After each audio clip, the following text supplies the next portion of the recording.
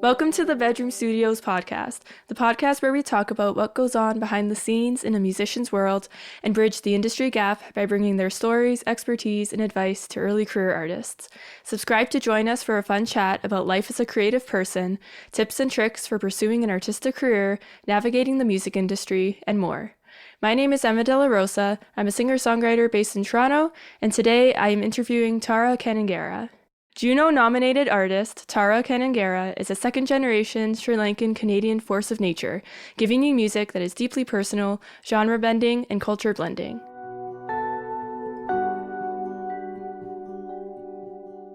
I'm so happy to have you on the show. I appreciate you having me here. Thank you so much.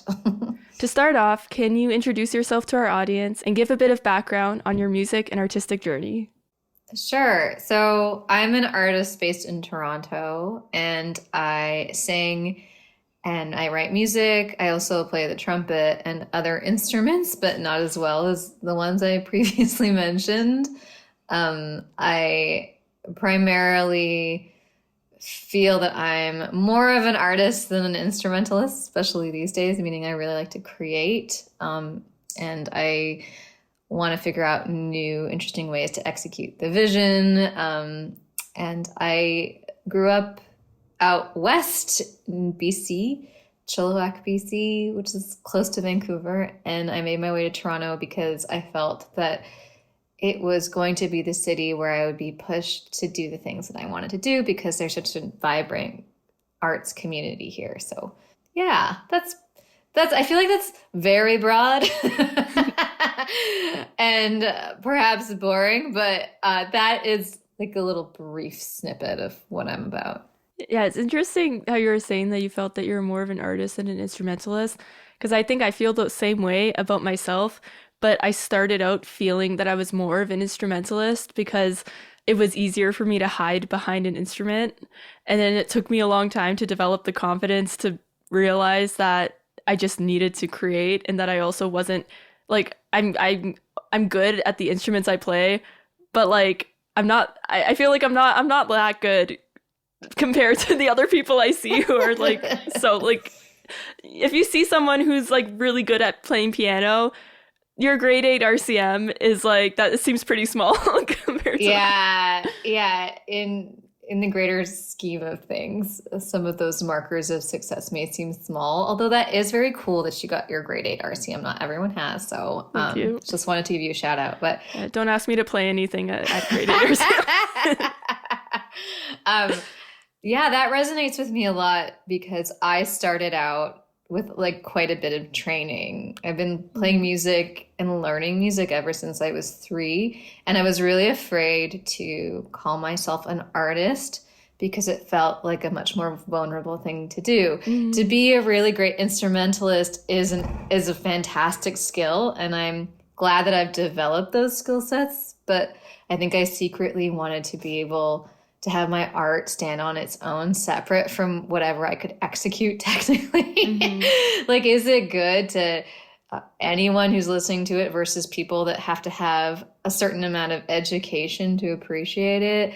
Like, I think I always found that being more of an artist was a harder thing to do. And I'm not saying it's not very difficult to become an incredible technician, and in some ways that's an art in itself. Like, some people get to that level where they're just so good at their instrument it kind of transcends the form, but I think I just love coming up with interesting ideas. Just plainly, I just like coming up with things. So being an artist felt like it suited me a little bit best, and I didn't feel so worried about whether I was good enough, because there is like a clear measuring stick with like, you know, being a technician on your own instrument, whether it's being a vocalist or being a trumpet player. And sometimes I don't want to be measured that way. I just want people to feel something when they hear my stuff, you know? This is something I've been thinking of recently with social media and trying to create content. But do you ever feel like insecure or have like a fear of being perceived? Because I do. I do all the time. I still do it. I'm like, I'm really going hard on TikTok these days. Yeah. And I have found that I really enjoy it. Like every social media has its pitfalls, and we Hmm. could go deeper into why. And I think most of the world knows why social media can be fraught. But when you use it in a way that empowers you, and doesn't hurt anyone, I think it can be a really useful tool, and it's a way to connect with people that may not necessarily see you. And I think I was like really afraid to even try it because I was just so afraid of people thinking I was terrible or being mean to me or thinking I was trash. And I think for a long time I was like missing out on the opportunity to get to know who would be interested in what I have to offer. I think I was just maybe trying to hide behind, this veil of mystery, being like, if people want to hear me, they have to come find me, which is ridiculous because like, why would they find me? They like, everyone has busy lives. Who do I think I am? So really, I feel like TikTok and other forms of social media like Instagram, I feel because so many people are on it, like, why not try to reach all those people? I'm on social media all the time and I'm coming across things. So I feel like if people have more of an opportunity to see what I'm doing, then the greater chance I will have of building an audience. And so far, it's been really positive. Like, the only thing is you do burn out once in a while. You're like, oh my gosh, I'm just like on my devices a little too much, checking to see if this is a success or not. You know what I mean? But then you just have to, practice self-discipline and plan your breaks and be really regimented about it, just like it was a job, because I think that's how I like to treat it now, is like a responsibility for my art.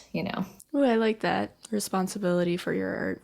I follow you on TikTok, so I see your content. I'm still a baby, such a baby talker. Like I don't even have like 1,000 followers. I'm like really, but I'm just like with every like new comment or new follower, I'm just so like, oh my God, like I'm easy to impress. So yeah. It's like me and my 113 followers against the world. No, it's like so like it's sometimes I'm embarrassed because sometimes people are like, oh, you're doing TikTok, and I'm like, yes, but I'm still so new. No one knows me.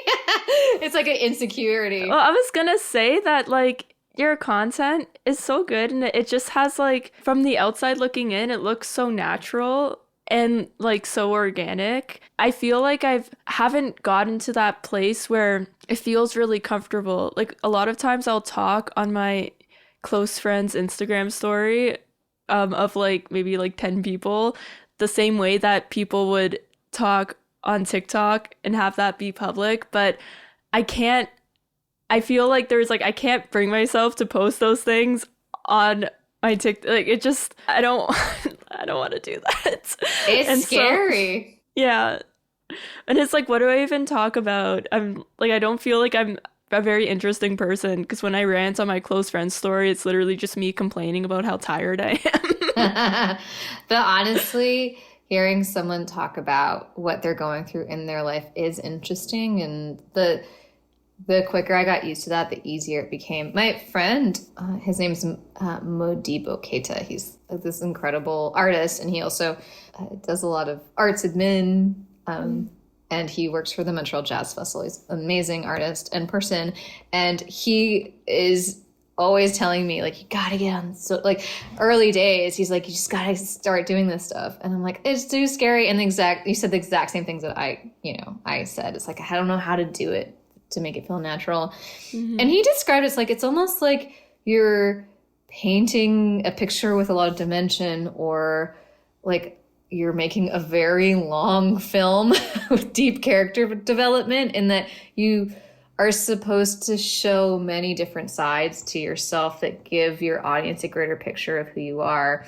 And you don't necessarily have to think so hard about it. You don't have to, even if it has nothing to do with your music, if it gives people an idea of who you are, even if it's just like a 10-second clip of you saying, oh my God, I'm so tired because XYZ, it does somehow relate back to the music when all of those pieces are put together, like on your page. And that was reassuring to me. And he was also really insistent on like, you don't need to like work so hard at it. Like Instagram, I think trained us a lot to be really perfect. And I also think this is because a lot of people, their followers on Instagram are their friends and their community. And we always want to impress our friends just a little bit more. You know, I actually find it harder to be vulnerable with my art, with my friends. I actually really struggle with that. But with strangers, I feel like I can say a lot of things. And obviously, I just want to also say there are boundaries. Like there are definitely things I want to keep private, and it is for me. And I've really decided to create clear lines and clear mandates with myself of like, I don't want to talk about this, that. I don't want to be mean to people. Like I don't mind ranting, but if it's going to be hurtful, like that's my line. I don't want to talk about people who don't consent to be talked about. Like I do have those. And so, and they're like, I've even written out a few just because I feel like it's important to really be intentional about it, and you don't slip into it feeling like this online life is my life. Like there should be a separation between your life in the world and your life online. I don't think they should be so intertwined. That's like my belief system. And the more I treat it as a separation, the easier it becomes, you know? Mm-hmm. Do you plan out when you're going to film content? And also, do you have like a certain setup with lighting and framing the shot or something like that? Because I think that's something that I struggle with a lot, is just like being in a space with good light and not having my content look like it was filmed in a cave. Yeah, you know what? I don't have anything and I wing it. Like in terms of how the space looks, I do try to like make a few pieces of content that I leave in my drafts that I can post at any time, so it doesn't feel like I'm always making things as I come up with ideas. Like, so that's kind of when you burn out. But I don't do any of that. Like I don't frame anything. I don't use good lighting. Or like I'll just maybe like when I'm doing like a selfie video, maybe I'll like adjust the frame, like adjust my hand so I may look slightly more flattering. But honestly, it's pretty lo-fi. There's like not a lot of thought into how it looks. Like it's kind of the opposite of the rest of my career. Like everything that I write is incredibly detailed and thought out. And when I present a show or if I'm doing like a photo shoot, everything is really meaningful and like there's no stone unturned, you know? But with TikTok, it's the opposite. And I actually think it gives everything a little more dimension. It's like, okay, this is just like every day behind the scenes. This is who I am. It's like you're bringing them with you in your life. Exactly. And like, we don't look good all the time. Like, how could we possibly? And I think people are really understanding of that. I actually believe that. And if there are people who aren't, you can just like delete their comment or ignore it. Like, they're not for you, you know, or you're not for them. That doesn't matter. They're just a random person you've never met. So yeah, that's my strategy. I feel like I'm harder on myself than anyone on the internet could ever be on me. So it gives you a bit of comfort. Yeah, it's hard to put yourself out there in a light that you may not be comfortable with. I do think that like when I post things that may not have like the best light or I don't look gussied up, I still feel good about myself when I post it. Like I won't post something where I look horrible just to be like, I'm real. Like I will post something that looks good enough that I feel looks like myself. I'm like, oh, that really looks like me. That looks like me every day. And I think that's my measure is like, do I look like myself talking to people in the way I would want to look presentable to my friend if they were coming over. You know, it's kind of that for me. It's been really freeing to make more videos where I'm not wearing makeup, because I don't wear makeup in my everyday life. Like I'll wear lipstick, but other than that, I just can't be bothered. And so like a lot of times I would put on makeup just to film a video.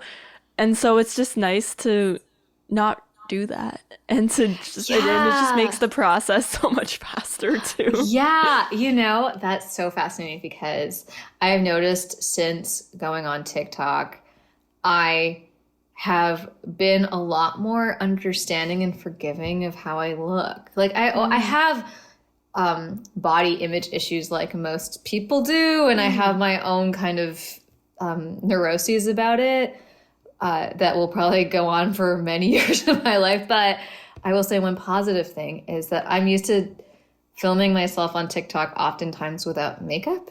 And so it's actually given me a lot more, or it's empowered me to kind of go out yeah. without makeup a lot more. Cause I used to be someone who was like, okay, I got to make sure I do my winged eye. And I don't really wear any foundation, but I would wear powder. Like there was always like some detail. I'm like, I can't leave the house Hmm. without this. And now I notice I just leave the house without makeup all the time, or I meet people without makeup. And I just put on makeup when I want to feel enhanced or Yeah, heightened in a new way. It feels like I'm just adding on something rather than like improving something. exactly. So I appreciate that switch in my brain that's happened. Yeah. When I put on makeup nowadays, I put up makeup only when I'm like going out or like going somewhere just for the boys, like just in case I like meet my soulmate. I want to make sure that like just like that little bit of sparkle, just for It the does boys. it makes you feel good to Yeah. be a little bit more than what you are day to day. Like putting in, like, I don't want to say like putting in effort, that makes it sound darker than it is, but I feel like when I make a moment special through what I wear and how I present myself, I usually feel like I can be more present and available in the moment. Like if I Hmm. feel like beautiful, extra beautiful, I feel really confident to share with people. I don't know. It's hard to Yeah. describe. It's like when we were all working from home and how like, sometimes people would just like put on something nice to like go work from their desk because it got them in the mindset to do that. Yeah. It's nice. Yeah. Also, filming TikToks in your pajamas is nice too. It's so nice. Yeah. Absolutely. I feel like social media is kind of like an echo chamber for a lot of the insecurities that we have just like in day to day and in real life. Yeah. I saw this I don't know if it was a quote or I don't know. I saw this on Instagram when I was doom Mhm. scrolling, but it was someone saying that like we weren't meant to look at ourselves this much as much as we do. Yeah. Just like in nature, the only time you would see yourself is if you looked in like a reflection in a lake, but even then it's like distorted and you can't even really see yourself that clearly. But now we're just Yeah. constantly seeing our reflection. We can be so much more critical of ourselves. But then, I don't know, at the same time, I think seeing myself, my reflection, and hearing like I edit the podcast and I edit all my vocals, and it's like I'm constantly hearing my own voice. And that's like those things are kind of forcing me to confront certain insecurities, and like Yeah. I'm learning to love my reflection. I'm learning to love the way my voice sounds because Yeah. that's it's not going anywhere. Can't change it. Yeah. Yeah. I really feel that we are responsible as humans to figure out what we do with the information that we're given. So Mm, if I am given a lot of images of myself, there is a decision that I need to make. The decision is like, oh my gosh, I look a certain way. I need to maintain it as much as possible, or I don't like this. I need to change it. Or the decision could be like, I'm going to really try to accept and learn to look at the things I really appreciate about my mhm. face. It's like making that intentional decision. It's like information that we get, and it goes beyond social media. It's like as soon as we learn something, what do we do? What do we do with Yeah. it? Like, do we use it for good or evil? And not to like give it that kind of binary, but I'm really trying to apply it with social media because I do think it could sway in either direction. You could use it for really great things if you decide to use that information in a way that's healthy. And you could so easily use it for something that could be profoundly hurtful or engage with it in a way that could hurt yourself too. Mm-hmm. So it's like a constant checking in with, how is this affecting me? You know what I mean? Like, how is it really affecting me? So, Yeah. It's so easy to just be like numb to it, especially hmm because like it's not just the posting of it, it's the checking back in and looking at the comments, and then, oh, I see something there. Oh, let me just scroll for 2 hours. Yeah. It's Yeah. like so quickly can become just like a time sink and like a brain number. Yes. Yeah. And also I don't, as much as I'm on social media to kind of do work and engage with it, I am also really trying to make sure that I take in other types of media that are Mm, away from my phone. yeah. Like, I'm really trying to read a lot more. Like, just Hmm. read a real physical book and not have this feeling of immersion. Like, phones really Hmm. immerse you in something. There's a visual of it, and then you can, the audio of it, and also like there's captions. So it's like you are Yeah. really being fed things. And I always try to cleanse myself of it just a bit so it doesn't feel like I'm being so vastly influenced. Like, I know we're getting influenced by our phones all the time, but there, to know that there's like a counterbalance outside of it is becoming a lot more important to me. To even like walk outside Hmm. without headphones on and just listen to the world around me, and to have that break Yeah. is also hard at this point too, because I'm like, oh, I just need to have noise happening all the time. I need to quiet the thoughts in my head because there's a lot of feelings and anxiety that we experience in this world. But I'm really just trying to acclimatize myself to those thoughts in my head and acknowledging them instead of trying to like snuff them out with my Yeah. phone or any other type of media that comes from my phone, you know? Yeah, I feel the same way. And it's so hard because I love listening to music, Yeah, especially I when I'm know. out and about. But I'm like, I feel so much better and so much more grounded when I have nothing in my ears. So I have to really force myself. Yeah, yeah, it's a Yeah. practice. I'm not good at it. I'm just these are just things I'm trying to do. Was there any like good books that you've read recently that you want to recommend? Yeah, there's this author named Mary Gateskill who I love. She's has a collection of short stories called Bad Behavior. Ooh. And I consider it to be a very empowering, interesting book that features a lot of women that are doing things that feel a little controversial, and controversial takes through fiction, by the way. Like, it's not like Mhm. prescriptive or anything on women's relationships with other women, with other men, their own bodies, sexuality. It's such an amazing book, and it really like stoked my brain. I would recommend it to anyone who's interested in those themes. And I ate it up. I was like, oh, this is so fascinating because women are so complex. I still think that women are unknown, like, Mhm. to the world. That sounds ridiculous. In some respects, it's like, of course people know what women are, but there's so much people don't know about women. Yeah. And there's so many nuances I still feel like haven't been explored as much as I'd want to see in like mass media, you Yeah. know. I always feel like I'm searching for more complicated takes on how women move about the world.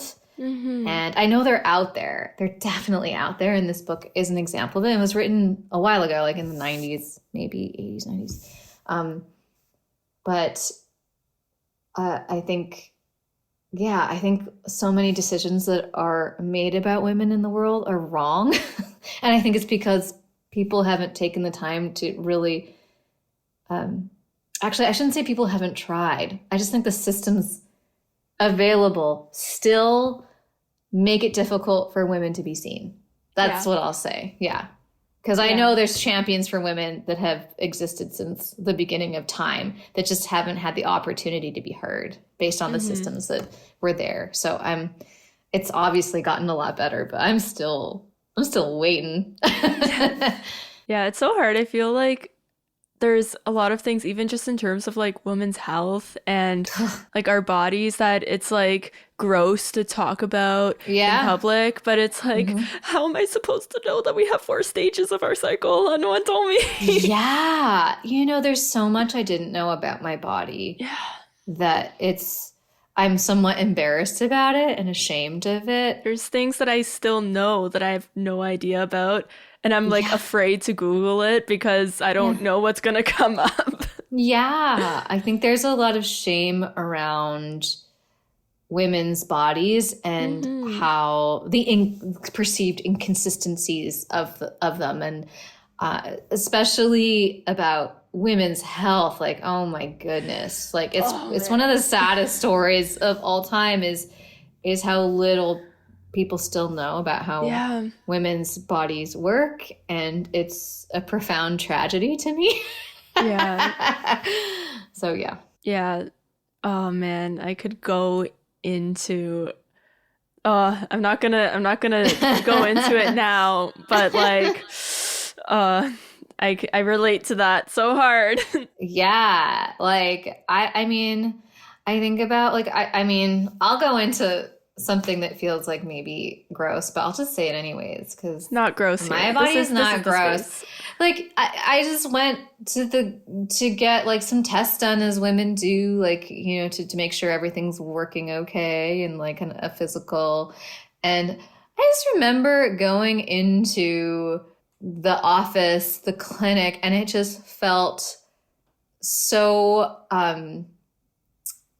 like it felt like no one really cared. And even though I Mm. was having some really invasive tests being done, like getting a device like shoved up your orifice with your Hmm. pants down in front of total strangers, and just I remember I was like laying on the like bed with my pants down for like 20 minutes waiting for someone to come and talk to Oh me. And I was just like shivering, like, is this like there's something about it that felt so like a little too blasé for the type of procedure that I was having. no. And Hmm. I remember feeling really uncared for afterwards. And I felt embarrassed to tell people that because there was a part of me that was like, oh, maybe I should just be fine with it. Like, this is totally Mm. normal. Like, my brain was like, this is normal. This, like, they do hundreds and hundreds of these every week, thousands, who knows? But my body was like, no, this is weird. Like, should someone acknowledge that this is weird and invasive and could really mess with you just depending on your history? So I Yeah. have lots of feelings about it.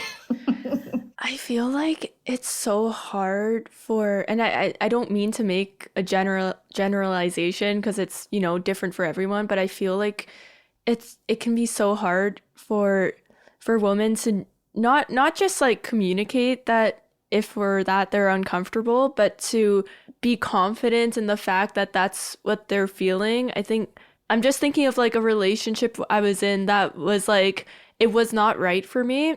And Hmm. for the whole time I was in this relationship, I just thought that the reason that I felt uncomfortable or that like I felt anxious was because I have anxiety, and that Yeah.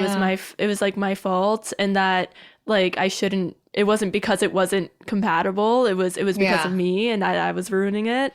I think a lot of times I don't know, we second guess what we're feeling, but then we try to adjust as opposed to advocating for ourselves for the environment to be adjusted so that we can feel comfortable. You know what I mean? Yeah. I absolutely agree. Yeah. There's Yeah. so much to that. I think about the times that I've blamed myself before blaming the other person, Mm-hmm. and there's like obviously a dark side to that. It's like, oh, I can't stick up for myself. And then there's like also this light side to it. It's And the light side for me is like, oh, I want to believe that the other person is good. Yes, I want to literally. believe that they are good. I want to believe because if it's me, I can fix me. Yeah, I can fix yes. me. So sometimes I think that feeling like of self-blame, there is a hopefulness to it of like, Hmm. I'm so capable of taking care of this myself that I'm gonna solve this problem. And I think a lot of women know that they have that power, that they can solve it before the other person can. And so that side of it, I try to remember when Yeah. and so I still want to speak up for myself, but I want to like cherish that side of myself that wants to believe in the other person, instead of Hmm. keeping that wall up. You know what I mean? Yeah. My thing was that I went to see a specialist, like a gynecologist, because um, I have like really bad period pain. And like Hmm. I've been to the hospital and like would like throw up because of how bad it would hurt. And Oh, she said to me that women's health is very under researched. So my only two options were to just deal with it and take painkillers or to go on the pill. And so that's a big decision for me, anyways. And so yeah. I was asking a lot of questions. And then after like 5 minutes of me asking questions, she asked me to go sit in the waiting room until I decided because she had other patients to see. Oh my gosh, that's So, terrible. yeah, not Yeah. going back. And I'm sure you were like, hey, like this is a huge decision and it Yeah. should be treated as a big decision. And I'm so sorry you went through that. That sucks. Yeah, I'm gonna try again and get a second opinion. Yeah. Because she didn't Yeah. even like ask me any questions about like she's just like, yeah, whatever you're experiencing, we can't really do anything about it. Well, yeah, and like for me, something I noticed that like all the people around me were women that were helping me, and even still, Hmm. I felt like undercared for and misunderstood. So, it's not always men. It's Yeah. like I don't want to blame women, but like it's these systems I think that are kind of embedded in us. Like sometimes, as women Yeah. we engage with them and sometimes we don't, and I think they can be fraught. Yeah, it could be the case where these people like have do these procedures every day and it's like kind of it feels like nothing to them. But Yeah. then it's like I don't know, we talk about this a lot like as teachers where thinking about the experience of our students and like being really in tune with that and kind of adjusting to them. And I think it's like kind of the same thing where even though it's like routine for them, it's not routine for the person coming in. It might be the first time or it Yeah. like they might have prior experiences that need to be treated with care, stuff like that. Yeah. This all kind of connects to money too, because I think about teachers and I think about people that work in healthcare, not necessarily the high paid doctors. Um, but even that, like, I don't want to like diss doctors, but there does seem to be just this feeling of like there's no time and no Yeah. money and things are underfunded. So the type of care you get again, the systems, because like sometimes I Yeah. don't want to blame people, but like some of these systems don't allow for humanity. Hmm. So of course these people aren't going to be treating me the way I want. And I think with teachers it's similar, where teachers I think could be appreciated a lot more, and if they were given more support, then I think particularly teachers like in the States, like there's it's ridiculous down there. But like any teacher, the more support they give, the more they can empathize with the student's experience. They'll have more space to do that. And I'm a teacher, I teach music, and Hmm. I have to really pace myself because I know if I burn out, I will completely lose empathy and understanding of the Hmm. student's experience. And I'll start to think like, it's just a recital. Who cares? Like everyone has them. It's nothing. But to them, it's a culmination of their degree Hmm. and they've worked so hard at it and it's so scary. And I I want to always feel that feeling of like, oh, it really matters to them. It is a big Yeah. deal. So making that space is tricky sometimes. I'm in my placement for Teachers College is in a geography classroom. Today they had a work period, and this is actually really nice because they were asking me so many questions, and Hmm. they like when I started my placement, they just wouldn't talk at all. Yeah. And so they Yeah. were like I was on my feet the whole period because they were asking me stuff and it was really nice. But it was Yeah. also like there was one girl who was asking me um like questions about the assignment, and like I could see that like she wasn't really strong in her like writing, but like there wasn't time for me to teach her how to write well. Like that's a really Yeah. long process and Yes. like a lot of time, and I had maybe like 5 minutes with her to set her in the right direction for the assignment we were working on. And it Yeah. was just like really sad. I'm like how do I support that skill? And I don't know if she's going to get the support even in an English class because of the way Yeah. English classes are structured. Like I feel like sometimes like they don't develop it at the time that it's like dedicated and like from like K to Yeah. 8 or whatever grade you're supposed to develop that skill. And if they don't get it at that time, it's like when are you gonna when is that gonna happen? Because Yeah. there's not where's the support for that when you're in grade 9? Like how do you, because I'm sure she writes well enough to get by. So it's just like I get emotional over these kinds of things, Yeah. like it hits me so hard. I'm gonna cry. Oh my gosh. No, it's a real thing in education. I really understand as someone who's had to deal with it. I'm a firm believer in marking the skill that's applicable for the assignment, but not Yeah, everything else. And me there's too. like, because like there's some like if a teacher is assigning something and it's a basic understanding of a specific concept, that should be, if they understand the concept, that is what you should be marking Yeah. on, not necessarily the writing, because that's not the learning outcome. So Hmm. if the learning outcome is like, or if like, let's say, I want you to learn this specific, like gain this understanding and write a beautiful essay about it, then there has to be sufficient support from the teacher to give them all the tools necessary to write an adequate essay. It's just like Hmm. like doubling up on skills, I think, for assignments can actually be really detrimental because like I think students just get so overwhelmed. They're like, I think they need to be perfect. Yeah. And really they just understanding one thing at a time, I think is so helpful. I think the writing thing has become a huge issue. Like I see a lot of shame in students not being able to write properly. I say in quotes, like there hasn't been enough infrastructure for them, or Yeah. maybe they just haven't taken to it. Like there's so many reasons why students maybe Yeah. aren't the best writers, and so then it's like up to the teacher and up to the people supporting the teacher to give them resources to Hmm. support that student. Anyways, blah blah blah.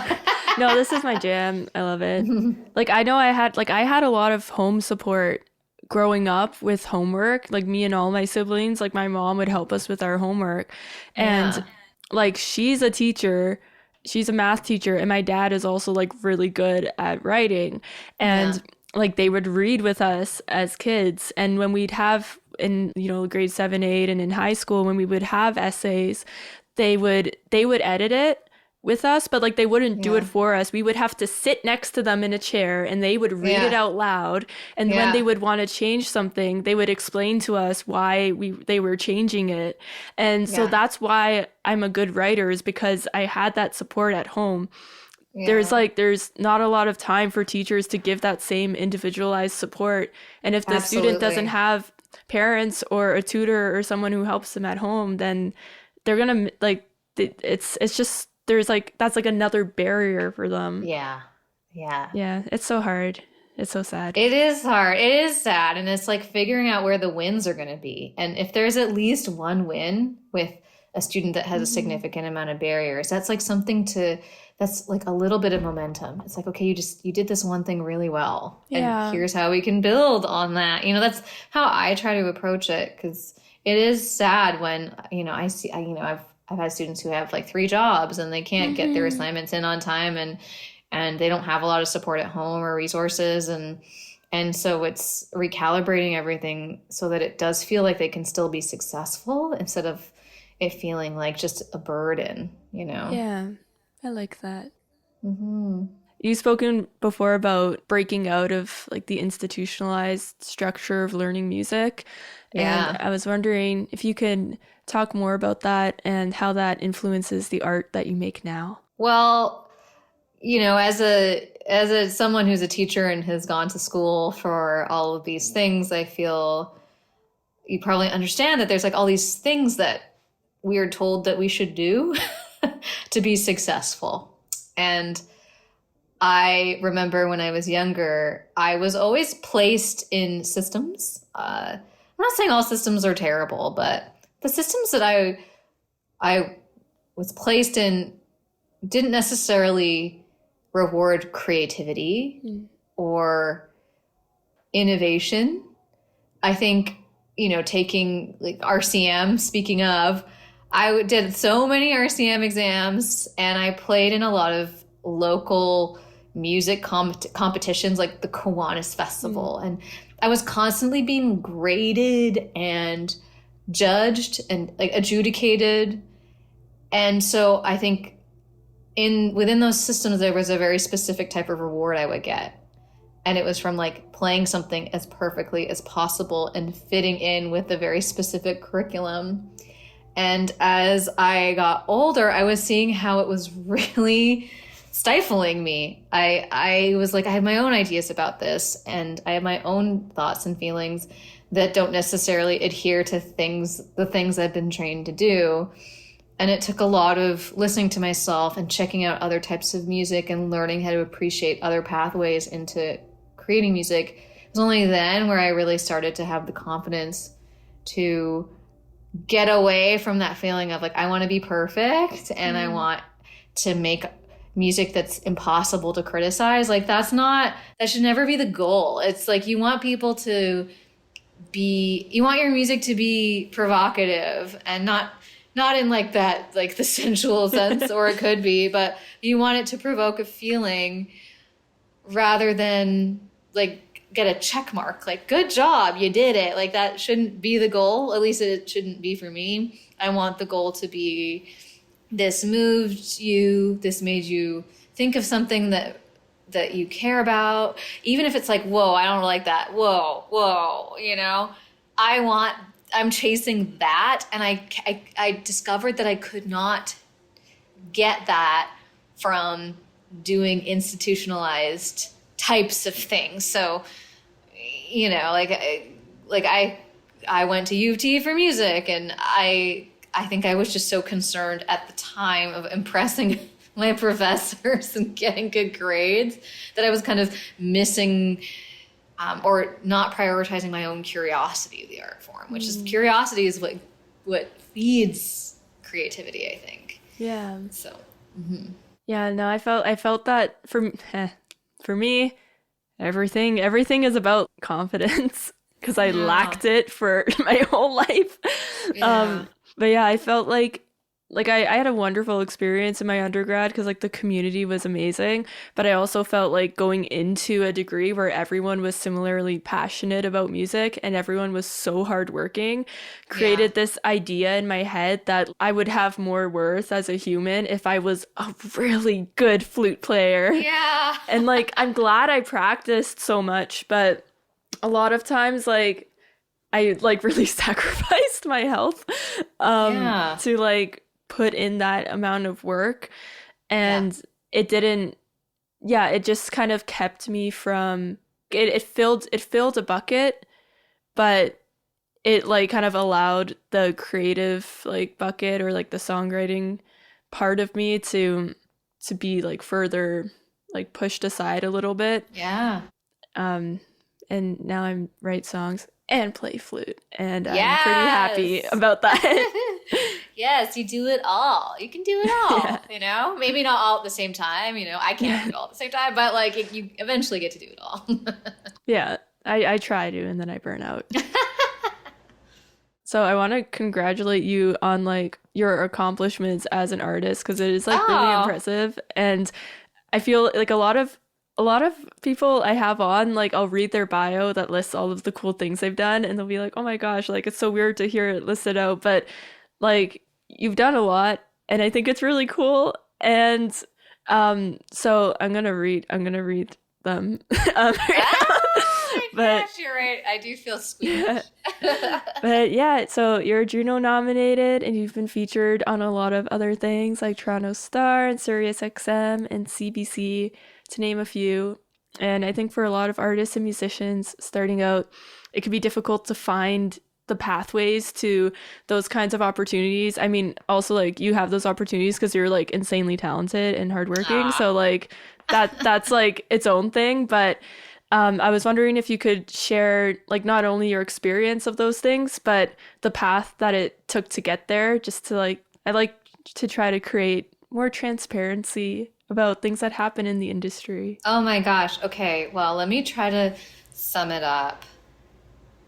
Um, okay. Okay, I can do it. I swear I can. So I think the things that have worked for me the best are the investments I made in my community of peers. And I say peers with emphasis. So any good thing that happened to me came from a friend who I was working with that wasn't necessarily way above me. Like it has never been one person reaching from the sky down below to a lowly artist. It's actually always been the people around me who are really talented, who are in my kind of peer group who advocated for me. Like, you know, I was usually working with someone and they saw me and they were like, hey, Tara's doing this really cool thing. And they in turn knew this other person who had a platform that they could feature me on. And honestly, I could say like 99% of my opportunities have come from that. And I think a lot of artists think that they need to reach up. Like, oh, I need to reach up to this person I don't know. I need to apply for these festivals. I need to do, and it's good to do that applying, but I actually don't think those are as valuable as like investing in the people who are right next to you. Like your friends who are doing really cool things, going to their shows, playing on their bills, because they're all kind of helping each other come up at the same time. So even the Juno nominated stuff came from someone who knew me, who happened to be on the jury and was really advocating for me. And any cool gig that I've been offered came through a friend and a real friend, not a networked friend, a real friend. I think the networking thing is really fraught. I do think you need to put yourself out there, but to make friends just for the business, I think always has felt a bit false for me. Like I can't quite do it that way. I have amazing friends who I work with and I really want to invest in them and I want them to do well. So I'm going to do really good work for them. And I think it's been reciprocal. They'll, you know, recommend me for things and play on my things and advocate for me when someone is asking about me. So I think that has been the pathway for all the successful things. Like it wasn't actually as random. Maybe the randomness comes from like when it happens. That's the randomness. But the how isn't so random. It's the when, you know? Yeah. I had a guest on the show a year or two ago, and she said something similar. The quote was, opportunities are mirrors, not ladders. So if something happens to you, it means that you're already at that level. It's not bringing you to the next level. It's because you've already gotten there. Oh, I love that. Yeah. That's such an incredible quote. I'm going to put that in my brain and let it stew there because we always think that we need to reach that up or like meet that opportunity, but if it's happening, it's there, you know, or we're there. Yeah, I feel like in my head, and I'm sure for other people, the ceiling always gets higher, and so it can be hard to acknowledge where you're at in the moment.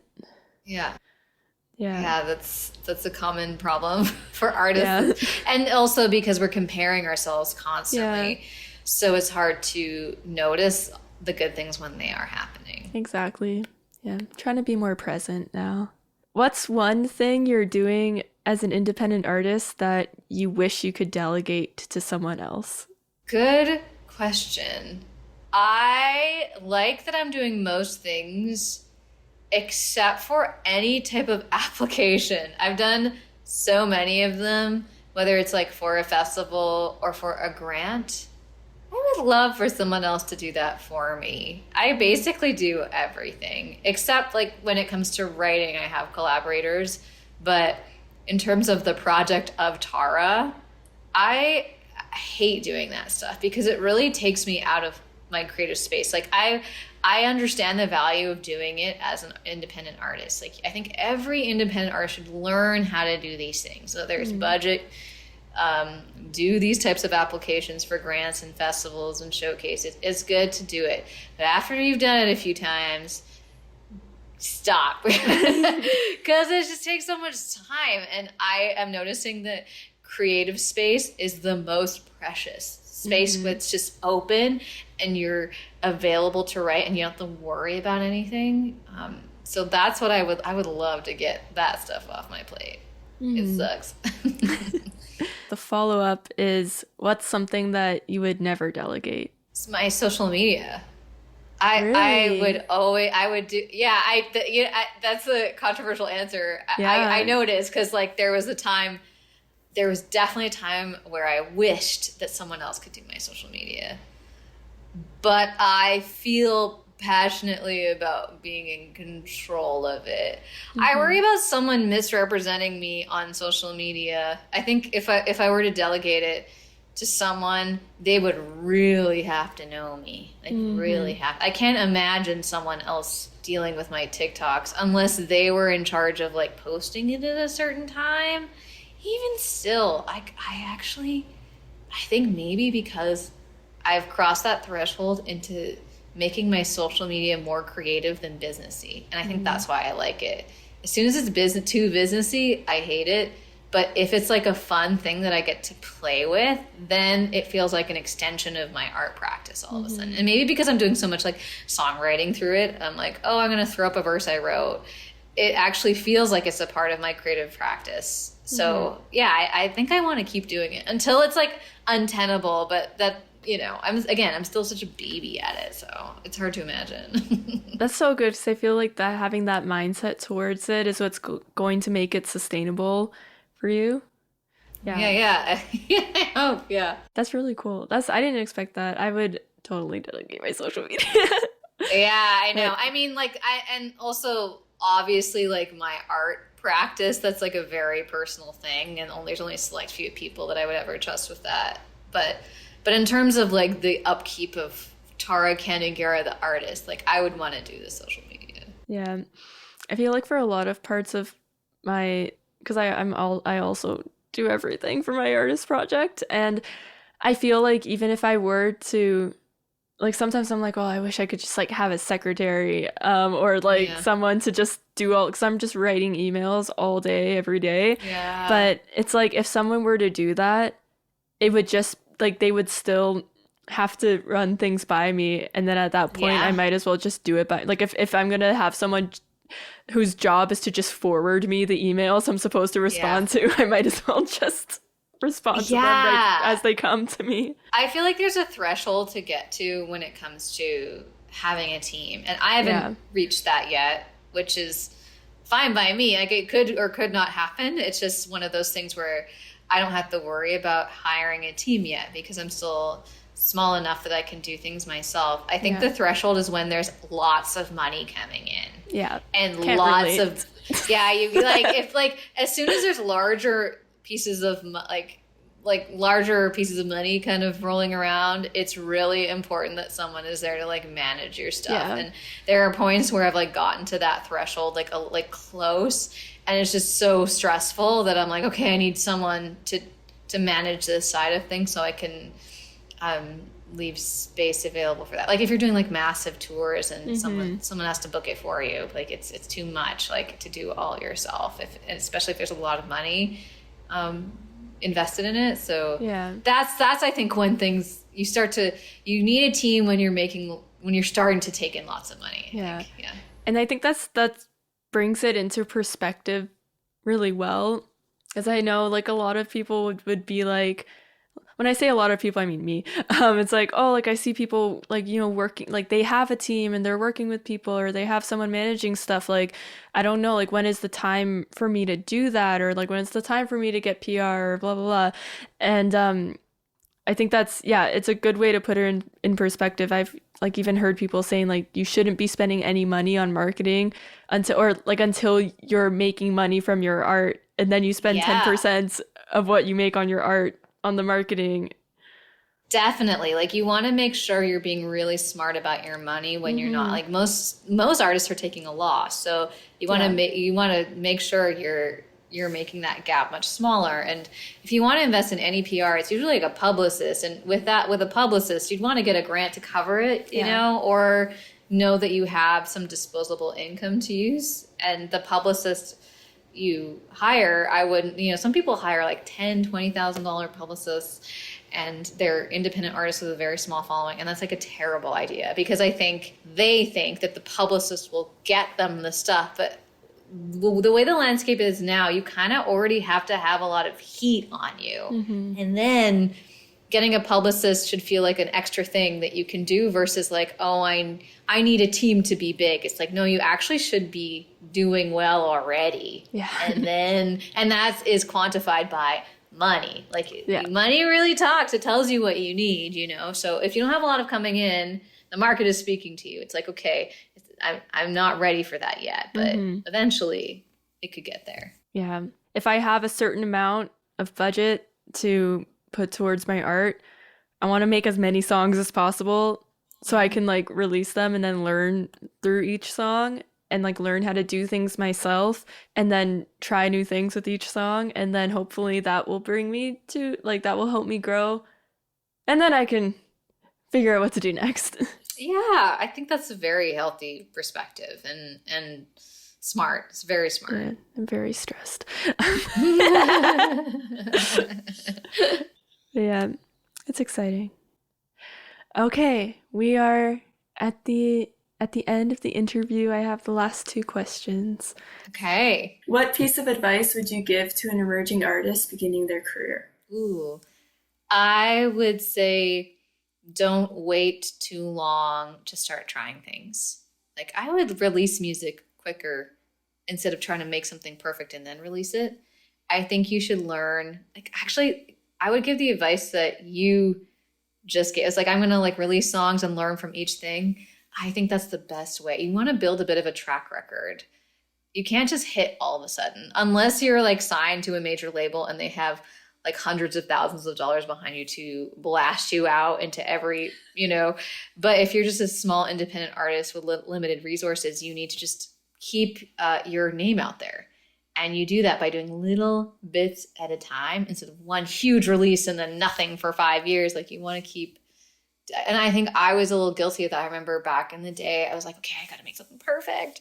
And then great things will come of it.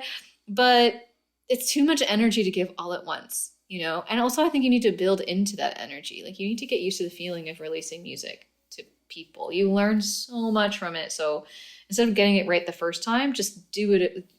I think you should practice releasing things for the public. It's scary, but I think everyone should try. Yeah, and I feel like there's different platforms as well for different things. When I have time, I'll make covers of songs so I can like practice music production.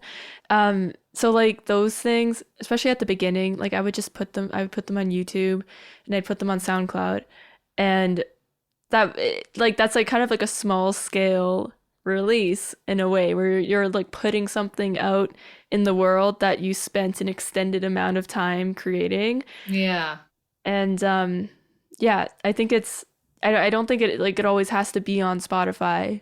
Yeah. I don't think it should always be on Spotify. No, yeah. There's so many pathways. Yeah. Mm-hmm. And okay, last question is what music recommendation would you like to share with our audience? Oh yeah. Okay. I think I had to. There's this record that came out last year. Was it last year? By Dijon. Do you know Dijon? Dijon, his like, do you know McGee? McGee's like this guitarist and songwriter. He is really big right now. But he plays guitar for this artist named Dijon, and he writes this incredible music. And he has a song called Many Times. and I listen to it over and over again. I think the way he explores drum grooves is really fascinating to me right now, like the way he samples them. And he also sings with so much imperfection and passion. And that is not me saying he sounds bad. That's more like he has no inhibitions, it feels like, when he's singing. And I feel the rain on your skin. Yeah. Yeah. Like I love that. I love that. And then I also really like Frank Sinatra's I've Got You Under My Skin, because I love Frank Sinatra from that era, like big band that sounds old, like not new fancy big band that's like sounds like it's canned and in a fancy studio, like just this nostalgic large sound with like a lot of emotion and feeling. And yeah, I love that. Those are the things I'm listening to right now. Also, I'm really into Lucy Dacus. My producer has really hit me to her, who's she's a part of like Boy Genius, and she has a really great record that's coming out, and I've been really loving her. The singles that she's been releasing, they're beautifully written. So yeah, lots of stuff to check out. Very cool.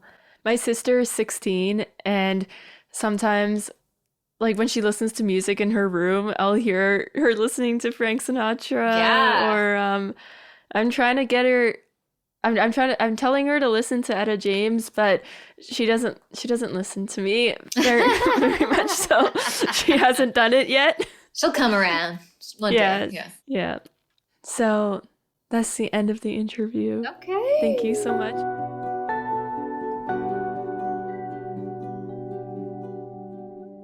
Thank you so much for listening to this episode of the Bedroom Studios podcast. Don't forget to add this podcast to your playlists and follow us on Instagram, YouTube, and Spotify at Bedroom Studios Podcast. You can follow Tara on social media and check out her music. All links can be found in the episode description. Thanks again for listening, and we'll see you in the next episode.